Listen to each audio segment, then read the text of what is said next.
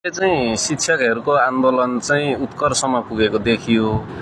यो आन्दोलन उत्कर्षमा पुग्नुको कारण भनेको शिक्षकलाई गरेका सम्झौताहरू कार्यान्वयन नहुनु पनि रहेछ।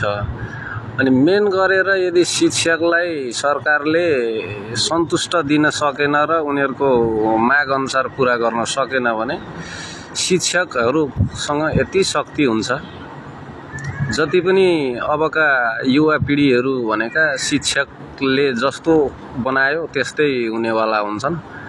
किनभने शिक्षकले नै पढाउने हो र शिक्षकले नै शिक्षा दिने हो र शिक्षकले कुन खालको शिक्षा दिने भन्ने कुरा चाहिँ शिक्षकसँगै भर पर्छ र शिक्षकहरूले यो सरकारको विरुद्ध लाग्ने यदि कोसिस मात्र गरे भने यो सरकार 84मा त के अब देखिँदै अगाडि नै ढल्न पनि सक्छ।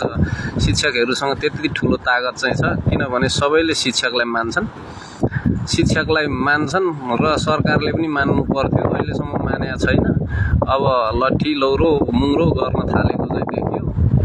अब हेर्दै जाउँ सरकारको दम्ब कहिलेसम्म चलिरहँदो रहेछ।